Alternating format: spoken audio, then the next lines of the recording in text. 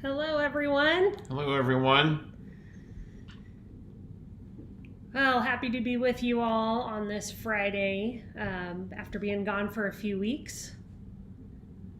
We're back from our California vacation. Yes. Just returned a few days ago, and we left one weather emergency for another. Yes.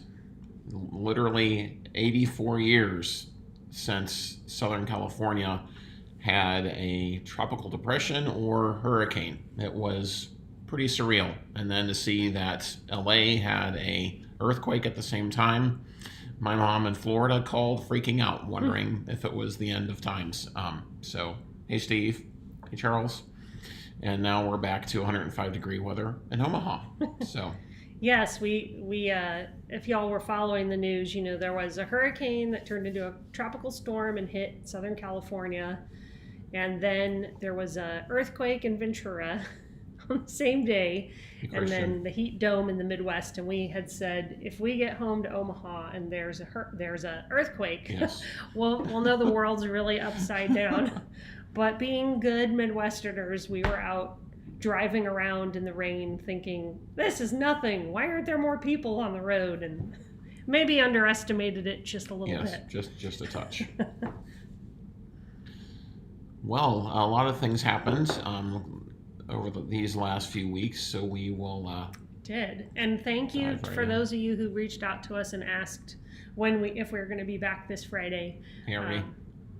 We're happy to be here with you, and we do have a lot to cover. And so now that, well, I guess before we get started, let's give people a couple more minutes. Some of y'all, we recognize you here, but since we are talking about the weather, throw up there in the chat what you're dealing with today. We have all our shades drawn because it's still kind of hot. We're trying to help our AC out. But if you're dealing with something, let us know how things are in your neck of the woods. And Labor Day is coming up. Yes, it is. It's hard to believe. If you are still working, we'll all enjoy getting that day off. I know we are excited about college football season kicking off. It's a week from tomorrow? Well, it officially starts tomorrow. Yeah, there's 10 or 12 games tomorrow, and then officially for us it starts next week, and for pretty much everyone starts next week. We'll be driving down to the Bill, go K-State. Anyhow, so yeah, if you have excitement about the football season, feel free to drop that in the chat too. We can't wait. So with that, let's get into our first item, which is Hulu Live and Disney have announced another price hike. So I don't know if anyone saw that. These changes, I'll go over them quickly. They are effective October 12th. So there's a lot. I'll just run down some of them. So Disney Plus without ads is going up to $14 a month. That's a $3 increase. Hulu without ads is going up $3 to $18 a month. And Hulu, if you have Hulu and you added ESPN Plus onto it, that's going up by $1. The price of ESPN Plus is going up by $1 to $11 a month. And then let's see, also the bundle, the Disney bundle without ads, which they call Trio Premium, that went up by $5 to $25 a month. And then the Trio Basic, which is the Disney bundle with ads, that also went up by $2 to $15 a month. And then both of Hulu Live's plans, one is the with ads, and what all that means is that you have ads in Disney Plus because there's always ads in live TV. That price went up from $70 to $77 a month. And then the Hulu Live without ads, which again is just no ads in Disney Plus, that went up to... Or Hulu, sorry. That went, or on-demand content. Let's be clear on that because there is ads in live TV, but you get access to all of Hulu's content library, ad-free. That has gone up to $90 a month, and it was $83. So the theme here, and then they introduced one new bundle, which is Disney Plus and Hulu. So no ESPN Plus. without ads for $20 a month. So I know it's a lot of information. We actually have a video that's going to come out in a couple of weeks on this. So you can watch that for more. But the theme here is that Disney raised the prices on all of its ad-free plans. And the reason that we've talked about this before, but the reason they're doing that is because they want to drive people to ad-supported plans because they make more money there. So it is the second rate hike from Disney in less than a year. The last time they rose prices was in December of 2022. And Bob Iger, the CEO, said the company did not see significant churn after that increase, so they're going to push it up a little more. They're going to keep going till they find the ceiling that makes people cancel. And so, you know, it's that this we could even see more price hikes in the future. We will. Yeah. And Iger said about this, he said, quote, the pricing strategy is aimed at enabling us to improve the bottom line and ultimately to turn this into a growth business. And as a component of that, obviously, to grow subscribers. So I think they're hoping that they can shift people towards the cheaper ad-supported plans, which are still, though, getting more expensive.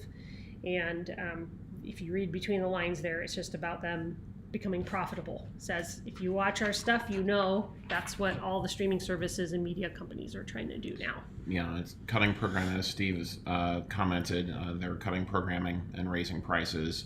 And it really makes live services, you know, more and more expensive. And, you know, not too interestingly, YouTube TV is the only service that has seen increases.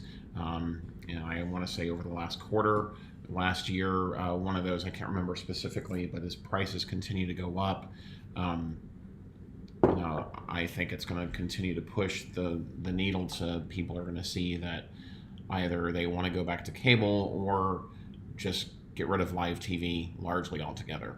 And so many of the of the on-demand services, you can get what you want. For the most part, why pay a premium to get that, you know, to get the live component?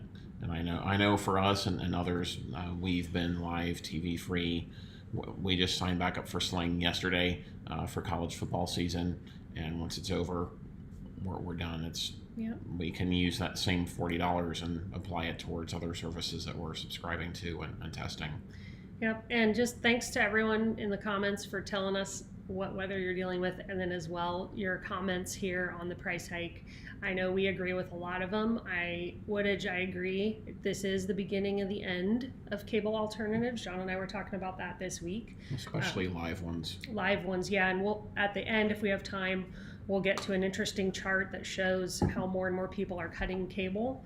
And yet streaming services subscriptions aren't necessarily up. Some of them are, but they're not. It's not like a home run. And I think it's showing that, to your point, to Charles's point, they're all getting close to cable prices. And so what are people doing who don't want to pay? I mean, you're talking like this is basically $100 a month. That's more than we would want to pay. Yeah. And so, yeah, I think people are looking at what they can cobble together for free. And we've done some videos on the site. If this is you and you're into this, we put together a video on a $20 streaming bundle that you can make for yourself.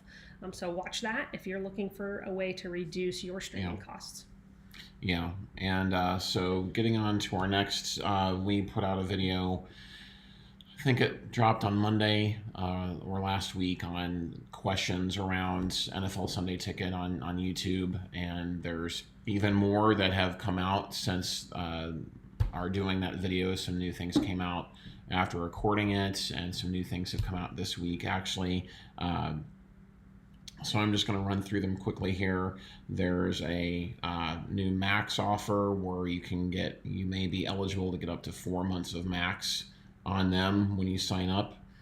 And they've also now introduced payment plans in qualifying states. So it's not nationwide, it's qualifying states that you can get into 4 monthly payments.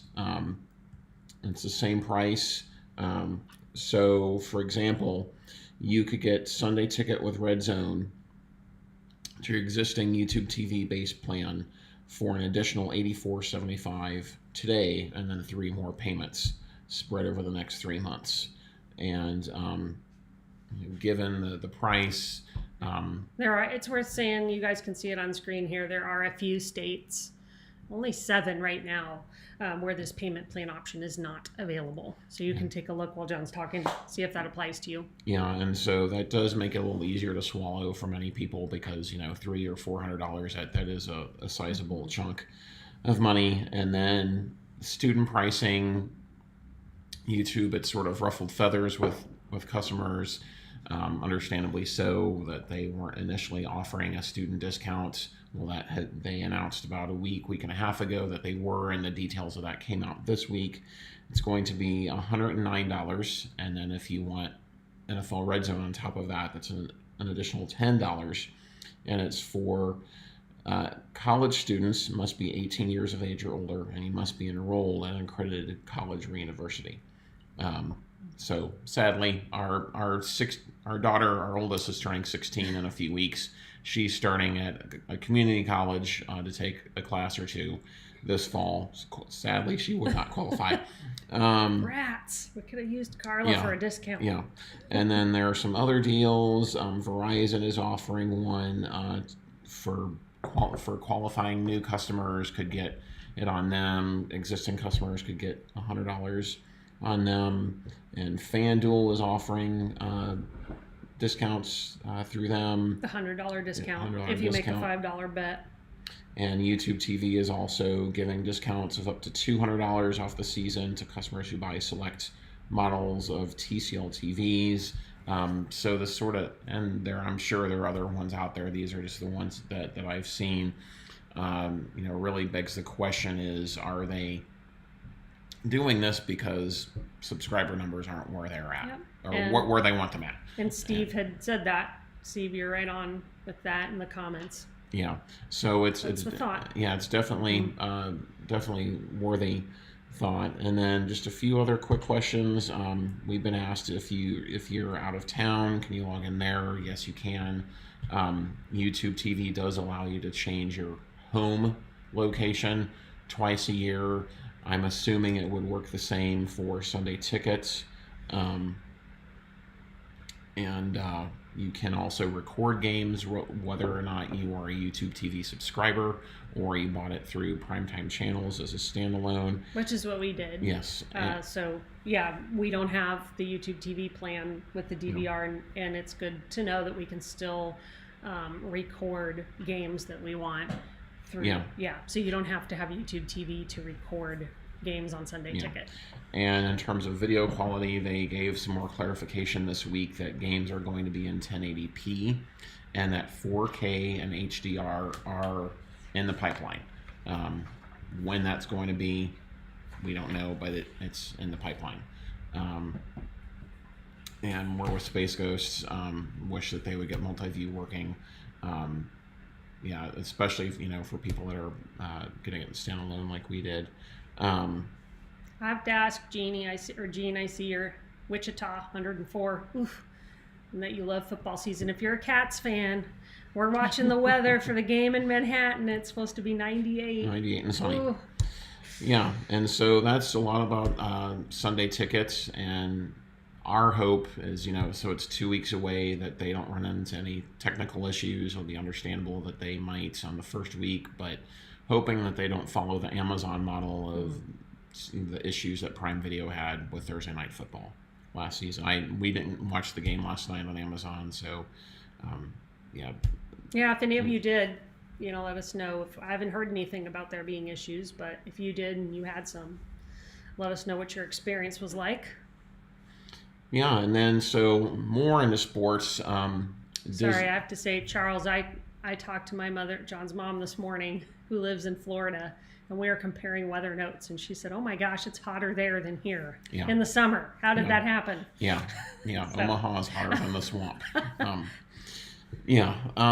So anyway. ESPN, there's been more talks about ESPN. There had been reports over the last week or so that they had some exploratory talks with Verizon about partnering up. It actually came out today that they are now in talks with Amazon about possibly partnering together not outright selling ESPN to Amazon, but partnering together.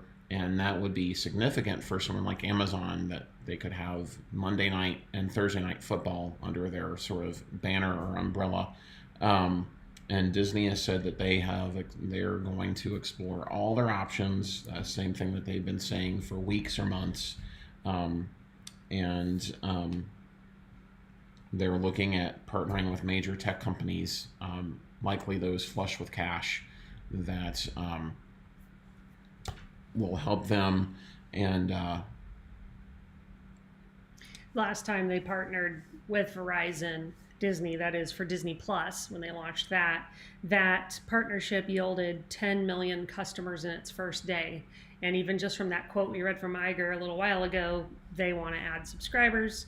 They think Verizon is well positioned to help them do that. And I think Verizon also has that built-in payment option too. Yeah. So it's a win-win for them if they want to go that way, I think. How do you really feel, Space Ghost? I would agree. I would tend to agree with you. When, from what I've read, Amazon obviously is sitting on a ton of cash, and they are outspoken in saying they want more sports to put through Prime Video. So it would not surprise me to see Amazon, take the lead in this. Them or Verizon, I think really would make the most sense, and most likely.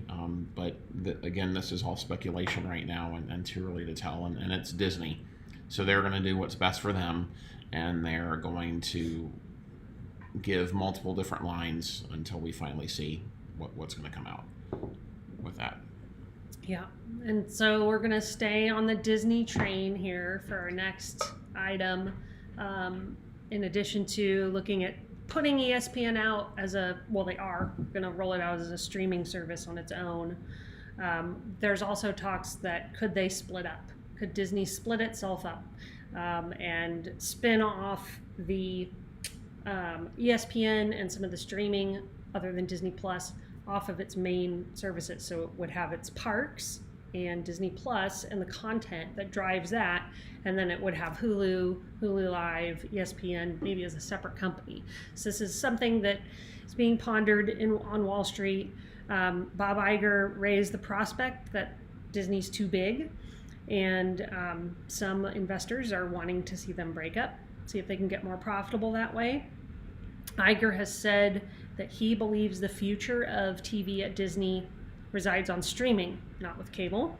Okay, so we know ABC, Disney Channel, and other linear TV networks have been identified by Iger as not core to their business going forward, and that even ESPN itself could be for sale if the company can't find the right strategic partner to help it transition to streaming. So we were just talking about Verizon being that partner. It's also the possibility that they could look for someone to buy ESPN, maybe. However, all of Disney's moves so far are pointing to them wanting to keep ESPN in-house. That has not stopped some Wall Street analysts from suggesting that Disney should sell it. And I'm wondering if anybody has ideas about who might be the buyer. And I can tell Steve already does in the comments there. It's Apple. Apple has kind of been bandied about as the potential buyer. Just one other note on Disney, its parks business is slowing. There was a rush of traffic after the pandemic, and now prices are up and the crowds are high and people are starting to pull back. And then we know its linear channel business is declining. Its movies have not done well at the box office. And so Disney needs some wins. They've had a lot of swings and misses lately. So that's pretty much it. This one analyst clarified that if they do split up, that the things that would go bundled together would be Disney's linear networks, ESPN Plus, Hulu Live, and Disney Plus's Hotstar business in India. That would all be sold off together. So we'll see. Yeah, so thankfully we're off of Disney. So yes, sorry, that was a lot of Disney. Good. So writer strike updates. they AMPTA came out with their first offer to the writers yesterday or Wednesday, and it was not received too well. At least it's an offer, so it moves the ball, at least moves the needle. So their first offer was a 3-year contract offer with a 13% pay hike and increase in residual payments, and a vow that writers will not be disadvantaged if any part of the script is written by AI.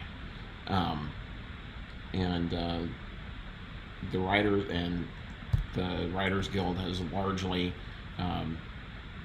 and overwhelmingly rejected it and expressed their dislike of it. The WGA, so the Writers Guild of America, called Netflix, Disney, and Amazon the new gatekeepers of the media business, and warns against media consolidation in its new reports. And so they're calling for new regulation to take place in this. And they say, quote, any mergers in media and entertainment involving significant streaming players should be blocked, including acquisitions of smaller or potential competitors. And this has been potentially on the horizon for some time, consolidation, which many executives have argued is the name of the game. And, you know, the nice thing about streaming is there's a lot of options.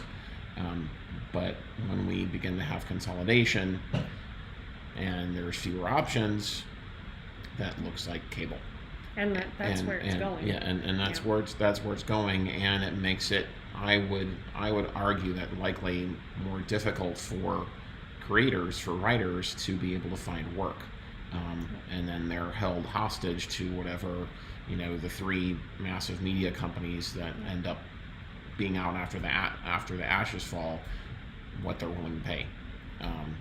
Because as we know, content is expensive to create, and when you have these smaller services like AMC Plus and other ones that are going away already, there's fewer outlets for writers to create content for. And if you know, we get down from say 20 to 7 options, they're not going to just acquire the bigger companies aren't going to acquire the little ones and keep producing that content because that's too expensive. They're going to want to acquire and slash costs, kind of like the way Warner Brothers Discovery did with Max. So I can understand and sympathize with the writers, because I think it's also some of the things that we as consumers are concerned about, is wanting lower costs and wanting more choice. Yeah, and we're at like day 120-ish in terms of the strike, and I've read analyst reports saying that they could see this going into next year, and one analyst came out and said that the negotiating will happen when the pain on both sides gets to be too much, and that's really not rocket science. That makes sense. And so the point is, who is going to feel the pain first and buckle? And you can see this chart here that we have on screen from past strikes. When they strike, they usually aren't over quickly. You can look and see they last a long time. So and good point, Steve. I would totally agree with that. Stop paying the execs so much. I agree. So that's... I did want to say, because I think this is interesting, especially having just been out in Southern California, we are starting to have an economic impact that is, racking up. I'll get it back to there for us. They're already putting the current cost of the ongoing strikes on our national economy at a loss of $4 billion. And, that's beyond just the content itself. You have a lot, especially in LA, you have a lot of businesses that come around that industry and support it, which we've talked about before, but there's restaurants, there's caterers, there's hotels, delivery services, hotels, just production. Flows down the line. Yeah. Carpenters, I mean, you name it. So, so it $4 billion already. Yeah, and it hurts more than just the writers and the company. So it's, anyway. I just wonder what their price tag is. What's the cost that's too painful for all these people who are out of work and trying to survive in LA? Anyway. Let's get on to our next point there. Oh yeah, sorry. We have another story here. This is about CNN going to Max. So we had talked about this a little bit before, but Warner Brothers Discovery announced a deal, and I'm just going to put it up on screen here, get the story for y'all. They're going to add a 24/7 news from CNN starting on September 27th. So this will not be a live feed of CNN, but it will feature live programming from CNN US, CNN International, and original programming that has been built specifically for Max. It's going to be called CNN Max. They just are so creative with their naming over there. And it'll be a new 7-day-a-week, 24-hour service. So Max is saying that this is part of an open beta for news that will enable experimentation with product features. So they're claiming that this is what users are saying they want, and it is going to be an exclusive offering for Max subscribers. So some of the things they say you're going to be able to get are like Amanpour, Anderson Cooper 360, The Lead with Jake Tapper, Situation Room with Wolf Blitzer. So it'll be curious to see that it's not a live feed, but is it close enough? Because we've seen a lot of other curated streams of news from other services, and it hasn't really been what people who watch news necessarily want. So I'm just curious to see. It's a value add, I suppose. Good point, Arnie. Yeah, right. no lessons learned from CNN Plus. When they rolled out Max, was that May or whenever, they touted that they wanted to have live news, and I guess this is their attempt.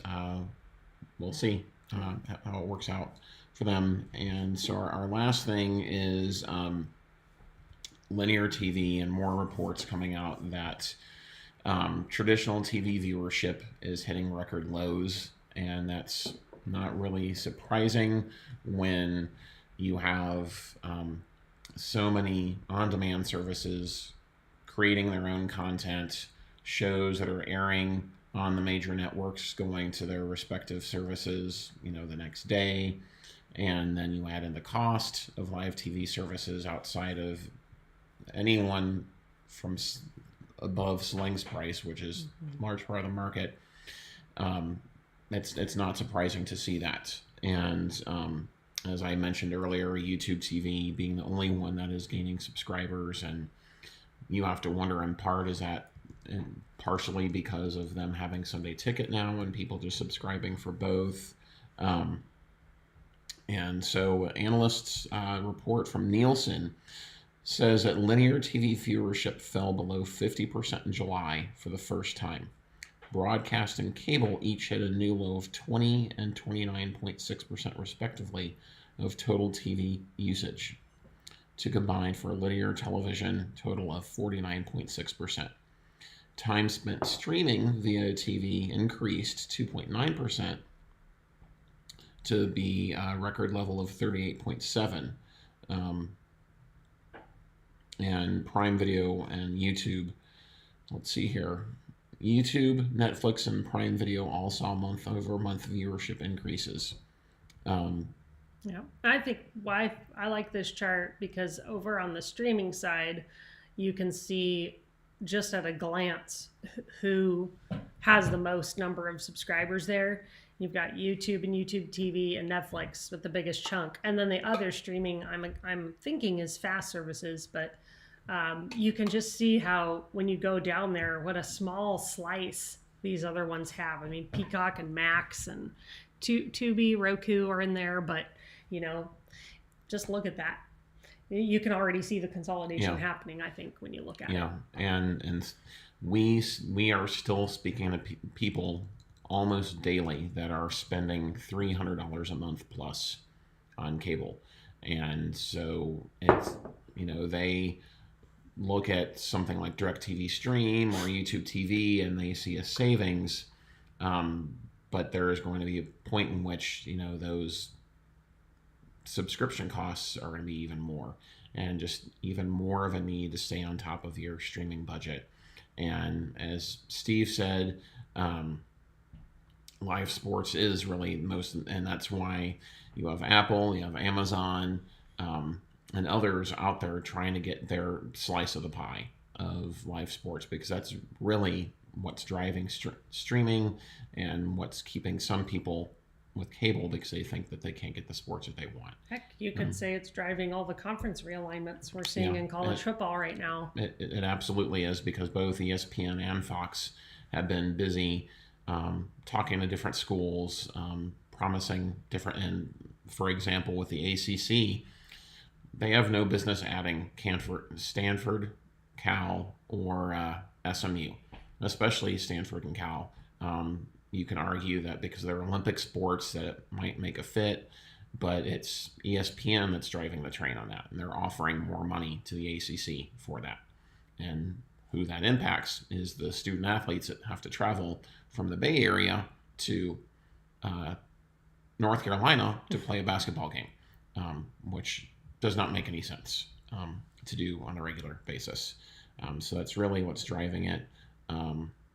One other thing I think is interesting that we've had a few people comment to us on over the last couple weeks is as they have switched from cable to a live TV streaming service, they are exceeding their data usage limits pretty quickly. And what we've realized is that you have people who are used to having the TV on all day, and we have people in our family like that. They just turn it on in the morning, they leave it on pretty much 24/7. And when you have cable, that's really not a problem. But if you are not on an unlimited data plan and you're streaming 24/7, we have some people that are saying they're getting themselves into situations with their internet service provider where they're having to pay more and more and more because they're streaming so much. So I don't know if that's anyone in our audience or who's watching, but I would just encourage you to be aware of that. And if your habits are like that, look for an unlimited plan. Just stay on top of your budget, because it's not worth paying an extra $100, $200 a month just to have your TV on all the time. Yeah. So. And Space Ghost brings up another great point that cable replacement services carry way too many channels, and it's just for ad revenue, and that's exactly it. And it's the, oh, you want this one channel, you have to also pick up these other 8 channels, and so it's, yeah, and agreed that I feel bad for the Pac-12. It could have been the Big 12 a couple of years ago, and if the Pac-12 would have been diligent, it would have been happening to the Big 12, and schools like K-State would be Oregon State or Washington State and left out in the cold. It really is a shame, and I do feel bad for those 4 teams left, and really for the students that are having to, it's one thing in a football game where they've got to travel once a week, but when you have basketball or baseball or other track and other sports that are competing multiple times a week, and they go from one cross-country trip a week to having to do 2 or 3, where does academics come into play? And the cost associated with all that travel, just kind of. And so, John was even you were telling me the other day that if this deal falls apart with the ACC, ESPN could start to put pressure on the Big 12 to take Stanford and Cal. And from the things we've been reading, there's a culture misalignment there where Stanford and Cal have said things like, we don't want to be part of the truck stop conference. Now, I grew up in California, as y'all know, and very familiar with those schools. I get it, having lived 20 years out here and being part of this, following K-State football. I think ours is the best, most fun conference. And you're not biased at all. I'm not biased, but it's a really fun environment, and so I hope that that's a minority view, and if they do join, they'll see how awesome it is in the Midwest. Having traveled on the West Coast, they have their own share of truck stops. So anyway, they probably get better. Their football might get better. Yeah, so, and I would agree, Woodage. SECPN. So, Anyway, I don't think we have any. When we went to see K-State play in the Sugar Bowl, and if anyone watched that game, we started really well. We had the first quarter and a half. We did. And then we made some gutsy calls that were risky, and they did not go our way. None of them did. And we got trounced. Yeah. And when all the Bama fans started chanting SEC, I don't think I've seen our daughter get that angry. I didn't even know she cared that much about college football, and she was just livid. Yes. Anyway, sorry. Let's So not we bring don't that have a whole lot of love for the SEC in this home either, but it's okay. We love college football fans, whoever your school is. Unless you're a Nebraska fan. Right, right. Which, okay, last little bit, and then we'll let y'all go. I just read yesterday that Nebraska has the 5th most expensive college football ticket cost in all of college football. And even their AD, Trev Alberts, was quoted as saying, that's not right, especially when your team finishes 3-9. So that kind of made me feel good as a K-State fan. Yes, made my day. Anyway, thank you all for joining us, and it's good to be back. Yeah. Stay cool this weekend if it's hot where you are. Stay dry if it's raining. And we will be looking forward to seeing you next Friday. Yes, we will be here next Friday. And we'll make sure we're in purple. Yes. Go Cats. Yes. Have a great weekend, everyone. Bye.